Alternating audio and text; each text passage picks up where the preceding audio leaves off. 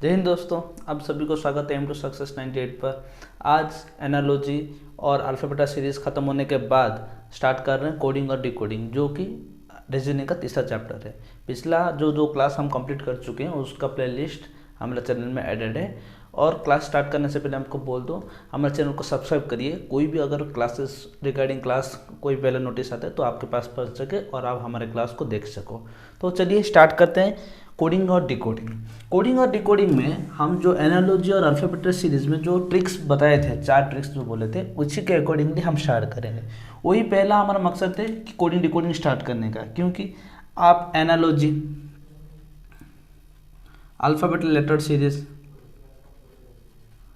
ठीक है, ये इस दो में जो भी आप फॉर्मूला यूज़ किए हो इसके रिगार्डिंग हम स्टार्ट करेंगे कोडिंग और डिकोडिंग। ठीक है, ये कोई मतलब मुश्किल पार्ट नहीं, ये कोई भी कर सकता है। ये 2 मार्क हो चुका है हमारे, ये 2 मार्क और ये रहा 2 मार्क। मतलब ये चैप्टर कल कंप्लीट हो जाएगा तो हमारे पास ओवरऑल 6 मार्क्स का हमारा कॉन्सेप्ट क्लियर हो चुका है। और मैं जो आपको 4-5 फार्मूला बोला हूँ, उम्मीद है ये आपको बहुत हेल्पफुल करेगा एग्जाम के टाइम पर। तो चलते हैं, स्टार्ट करते हैं। क्या है क्वेश्चन आपका पहला, स्क्रीन के ऊपर आ रहा होगा कि अगर ईट, क्या वो बोल रहा है, ईट ईट अगर लिख रहा है 318, देन लिख रहा है चेयर, चेयर लिख रहा है अगर 24156, देन टीचर क्या होगा? ये क्वेश्चन है आपका। तो क्या होगा, देखिए आप ये क्वेश्चन कैसे करोगे। आपको क्वेश्चन देखने से पहले पता चल रहा होगा ईट, चेयर। ईट आता कैसे 318 पे, कैसे आता है? ये हमारे पे डिपेंड नहीं कि कैसे आ रहा है। अभी देखा जाए, ई तो 5 पे आता है, ए तो 1 पे आता है, टी तो 20 पे आता है, ये तो हो गया 26 हो जाएगा टोटल। लेकिन इधर ये 318, कोई लॉजिक से ये आपको गिवन दिया है कि 318 चेयर होगा, ईट होगा, चेयर 24156 होगा। तो टीचर क्या होगा हम देखते हैं। इसमें जो अल्फ़ाबेट लेटर्स है ये 2 में एग्जिस्ट करता है या नहीं। पहले देखेंगे टी एग्जिस्ट करता है टी पे, और ये 8 नंबर पे है।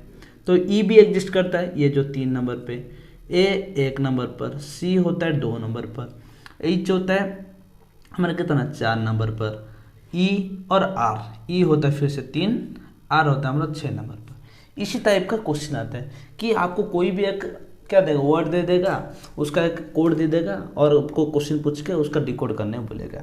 ये था आपका पहला क्वेश्चन। उम्मीद है आपको इजीली समझ आया होगा। तो चलते हैं दूसरे क्वेश्चन पर। दूसरा क्वेश्चन आपका क्या है, अगर कार पिंक बोला जाता है, कार को पिंक बोला जाता है, बाइक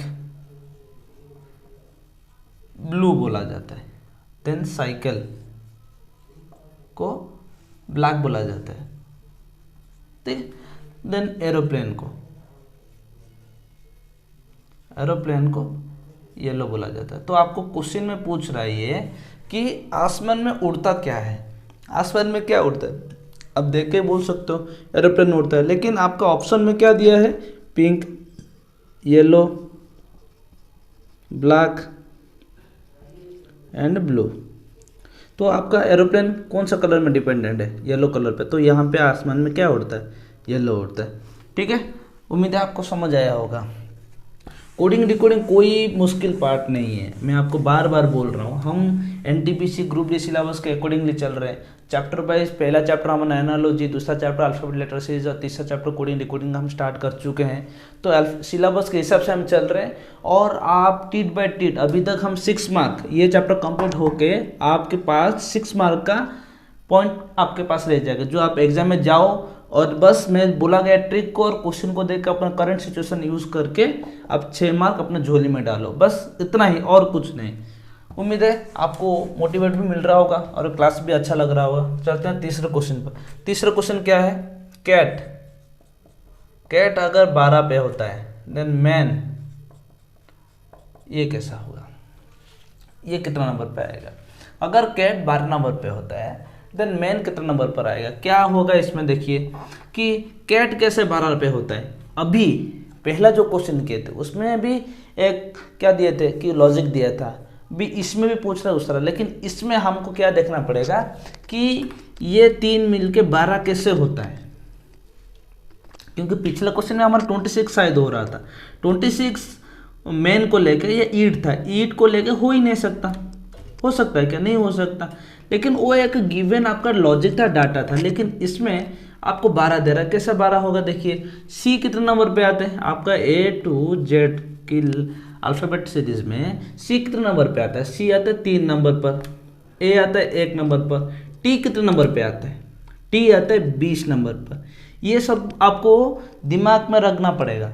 जो अगर क्लास देख रहा है, मैं आपको बोला हूँ ये सब कैसे याद रख सको। आपके फैमिली मेम्बर जितने हैं, आपका फ्रेंड सर्कल, अपना स्टेट से आप जो भी स्टेट में भी रह रहे हो उसका डिस्ट्रिक्ट होगा, वो सब को आप उसको कोडिंग डिकोडिंग करो। जैसे कि इसमें हम करेंगे कि कैट को 12 कैसे होता है। देखिए ये 3 पे आ रहा है, ये 1 पे आ रहा है, टी आ रहा है 20 पर। टी एग्जैक्टली कैसे पता सकता है 20 पर? मैं आपको फॉर्मूला बोला था क्या, इजोटी करके, याद है? ई 5 पे आता है, जे 10 पे, ओ 15 पे, ये टी 20 पे और ये 25 पे। तो मतलब 5-5 का गैप हो रहा है इधर। तो टी अगर 20 पे आ रहा है, इसमें भी 20 आएगा। तो अगर इसको ऐड कर देंगे कितना आ जाएगा? 24/2 = 12 हो जाएगा। ठीक है, तो अभी मेन देखेंगे। मेन क्या होता है? मेन पे एम आ रहा है। एम कितने नंबर पे आएगा आपका? एम आएगा आपका 13 नंबर पर, ए आएगा 1 नंबर पर, एन आएगा 14 नंबर पर। तो टोटल ऐड करने से कितना आ जाएगा आपका? इजी है बहुत, 28 आ जाएगा। 28/2 करिए, कितना आ जाएगा? 14 आंसर आ जाएगा। ठीक है, तो इसी टाइप का ही क्वेश्चन आता है रेलवे में। रेलवे रीजनिंग में बहुत इजी सवाल पूछता है, बहुत इजी सवाल। इसलिए मैं आपको बार बार बोल रहा हूँ, टाइमिंग का फर्क है, टाइमिंग। चलिए चलते हैं नेक्स्ट क्वेश्चन पर। तो उम्मीद है पिछला क्वेश्चन आपको समझ आएगा। तो चलते हैं नेक्स्ट क्वेश्चन पर। नेक्स्ट क्वेश्चन क्या है आपका? नेक्स्ट क्वेश्चन है कॉलम।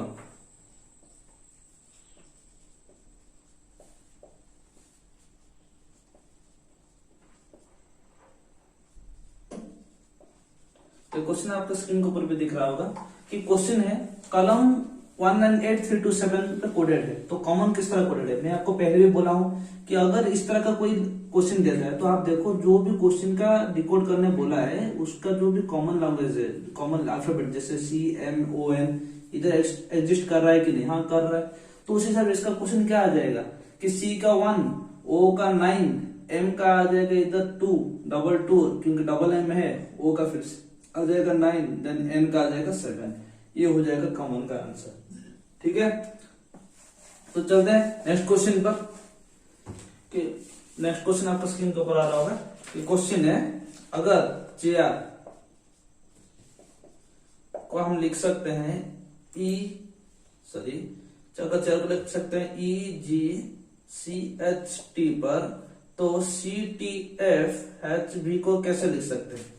तो ये अगर ऐसे लिखा जा सकता है तो इसको क्या लिखते हैं? तो पहले लॉजिक ढूंढते हैं। C से E का क्या लॉजिक फॉलो कर रहा है? C से E से +2 लॉजिक फॉलो कर रहा है।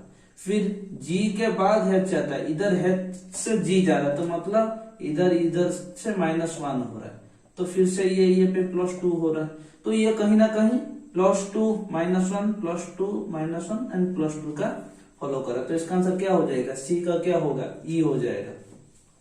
देन T का S हो जाएगा, F का H हो जाएगा, H का -1 I हो जाएगा, सॉरी G हो जाएगा। देन V का क्या हो जाएगा? T हो जाएगा। तो ये हो गया, इसका लॉजिक फॉलो कर रहा है। ठीक है, तो इसी तरह के भी क्वेश्चन रहता है। इधर पे +2 -1 का गैप है, तो इसमें भी +2 एंड +4 +6 दो का डिफरेंस में भी आ सकता है। तो पहले ये बेसिक का कॉन्सेप्ट क्लियर कर सकते हो। तो 2 का गैप या 5 का गैप, 10 का गैप कुछ भी रहेगा तो आप कर सकते हो। ठीक है, तो चलते हैं नेक्स्ट क्वेश्चन पर। नेक्स्ट क्वेश्चन क्या है आपका?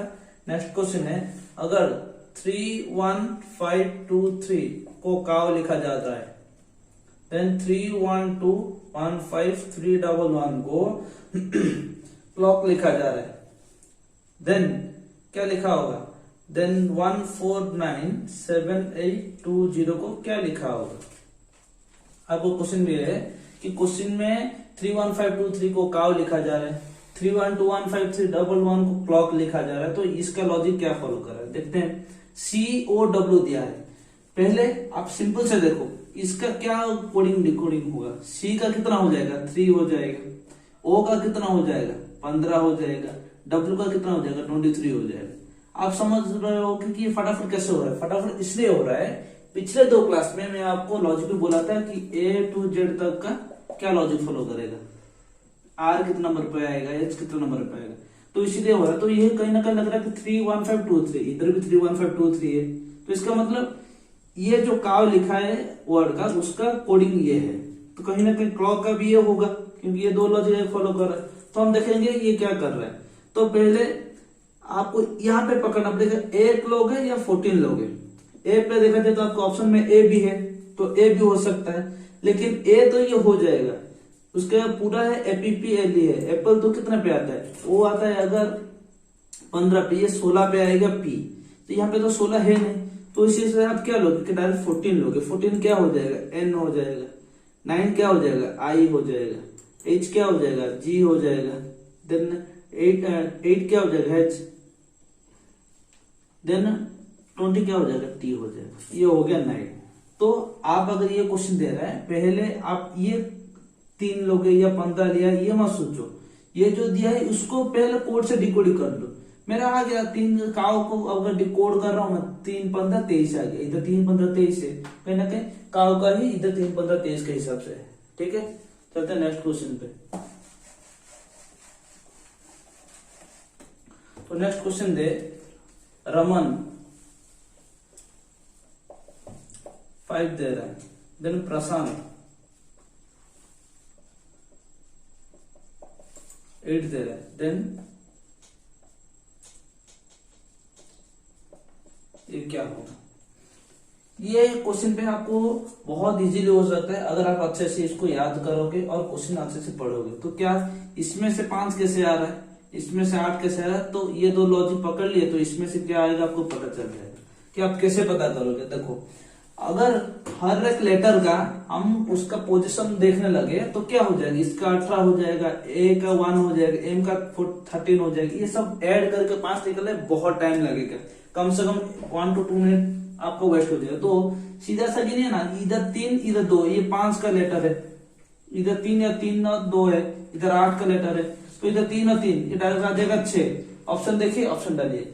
तो मैं आप एग्जाम पे जब जा रहे हो, मैं आपको ये भी सलाह करूंगा कि आप एक बार अपना क्वेश्चन का जो ऑप्शंस दे रहे हैं उसको देखो, वो देख के आपका हो जाएगा। ठीक है, तो अभी नेक्स्ट क्वेश्चन जो आपके स्क्रीन पर आ रहा है, ये बहुत इंपॉर्टेंट क्वेश्चन है। क्या है इंपॉर्टेंट, कि अगर जीप को 30 लिख रहे हैं, जैप को लिख रहे हैं 38, देन VI को क्या लिखेंगे, ये आप क्या फॉलो करेंगे। आपके क्लास के स्टार्टिंग में मैं आपको बोला था कि 4 फॉर्मूला, अल्फाबेट, एनालॉजी और कोडिंग डिकोड में आपको बता दिया हूं। आज और एक बताऊंगा जो कि आपका, आप ईजोडी का जानते हो, A to Z तक जानते हो, अभी आज ईजोडी का रिवर्स ऑर्डर बताऊंगा जो Z से A तक है। क्या है उसका फॉर्मूला, उसका फॉर्मूला है VQL GB, VQL GB, ये तो आप याद रख सकते हो, क्यों कि ये GB है। अभी कोडिंग डिकोडिंग में अगर आप साइंस स्टूडेंट हो या कोई भी लैंग्वेज से जानते हो, तो जीबी क्या होता है, गीगाबाइट होता है, एमबी, देन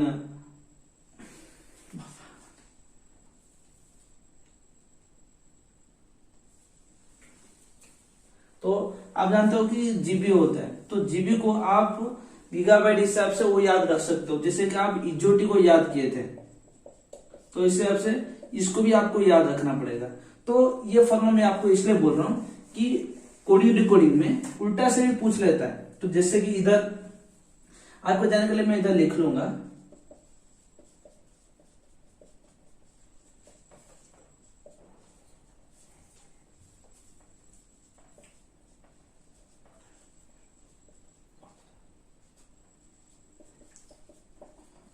ये आपकी जानकारी के लिए लिख रहा हूं, आप ऐसे एग्जाम्पल में भी लिख सकते हो। तो ठीक है, तो ये था आपका जेड तक, आप ऐसे भी याद रख सकते हो। जैसे देखो जेड आता है 1 नंबर पर, यहां से रिवर्सली 1 से 26 तक लिख लो, तो ये आ जाएगा 3 2 5, ये आ जाएगा 5 पर, 3 2 5, ये आ जाएगा 10, 3 2 5, ये आ जाएगा 15, 3 2 5, ये आ जाएगा 20, देन 3 2 5, ये आ जाएगा 25 पर। ये हो गया आपका रिवर्स ऑर्डर में। तो उसी तरह देखा जाए तो जेड आता है 1 नंबर पर, आई कितने नंबर पर आएगा, देखिए इस तरफ से आ जाते हैं, ये 15 है, 16, 17 और ये रहा 18 नंबर पर। पी कितने नंबर पे आएगा? पी आएगा 11 नंबर पर। तो 11 नंबर पर दिखने से कितना हो जाएगा ये कि हो जाएगा 9, 10, ये हो जाएगा 30 तब पर। तो इसी हिसाब से अगर पीछे फिर से देखें, ये आ जाएगा 1 नंबर पर, ये आ जाएगा 26 नंबर पर, 27 हो गया। तो पी कितना नंबर पर? 11 हो गया। 27 प्लस 11 सॉरी 27 प्लस 11 क्या हो जाएगा? हो जाएगा 38। तो इसी तरह से वी क्या हो जाएगा? वी का कितना नंबर पे आता है? वी आता है 5 नंबर पर। आई कितना नंबर पे आता है? 18 नंबर पर। पी कितना नंबर पे आता है? 11 नंबर पर। ये हो गया 16। ये अगर 16 हो गया देन 16 प्लस 18 कितना हो जाएगा आपका? 34 हो जाएगा आंसर। ठीक है, तो ये था कोडिंग और डिकोडिंग का लास्ट क्वेश्चन। ये पहला पार्ट था कोडिंग डिकोडिंग का। नेक्स्ट क्लास में कम से कम आज हम किए होंगे 8 से 9 क्वेश्चन किए हैं। नेक्स्ट क्लास में बाकी क्वेश्चन देखेंगे। तब तक के लिए इसको प्रैक्टिस करिए। और ये अभी तक हम 6 मार्क का क्वेश्चन कर चुके हैं, एनालॉजी, अल्फाबेटिक लेटर सीरीज और कोडिंग डिकोडिंग का। तो आगे भी क्वेश्चन करेंगे। तब तक धन्यवाद। हमारे चैनल को सब्सक्राइब, लाइक और शेयर करिए।